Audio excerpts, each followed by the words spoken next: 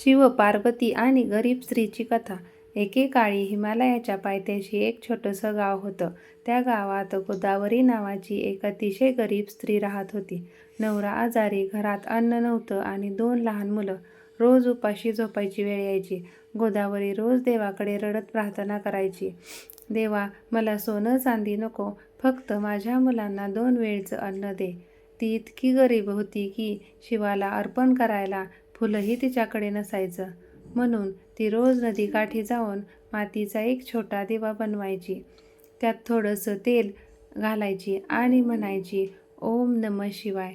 माझ्याकडे काही नाही, पण माझं मन तुझं आहे. पार्वतीला करुणा आली. एके दिवशी कैलासावर बसलेल्या माता पार्वतीने पृथ्वीवर पाहिलं. तिला ती स्त्री दिसली. उपाशी असतानाही देवासाठी दिवा लावत होती. पार्वती म्हणाली, नाथ, ही बाई इतकी गरीब आहे तरी रोज तुझं नाम घेते. तिचं दुःख पाहवत नाही. भगवान शिव म्हणाले, पार्वती, तिची श्रद्धा खरी आहे, पण आपण तिची परीक्षा घेऊया. देवाची परीक्षा. दुसऱ्या दिवशी ते शिव पार्वती भिकारी दाम्पत्याच्या रूपात त्या गावात आले. ते गोदावरीच्या झोपडीपाशी गेले आणि म्हणाले, आई, 2 दिवसापासून उपाशी आहोत, थोडं अन्न मिळेल का?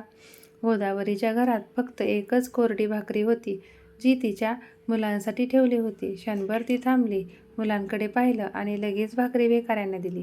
ती म्हणाली, तुम्ही खा. माझी मुलं आज उपाशी झोपली तरी चालेल, पण कोणी उपाशी जाऊ नये. मुलंही म्हणाली, आई, दे त्यांना, देव मदत करेल. चमत्कार. भाकरी घेताच अचानक झोपडीत तेजस्वी प्रकाश झाला. भिकारी दाम्पत्याच्या जागी भगवान शिव आणि माता पार्वती प्रकट झाले. गोदावरी थरथर कापत त्यांच्या पायाशी पडली. शिव म्हणाले, आई, तू स्वतः उपाशी राहून दुसऱ्याला अन्न दिलंस, हीच खरी पूजा आहे. पार्वतीने तिच्या डोक्यावर हात ठेवला. आजपासून तुझ्या घरात कधी अन्न कमी पडणार नाही. आशीर्वाद. क्षणात झोपडी बदलली.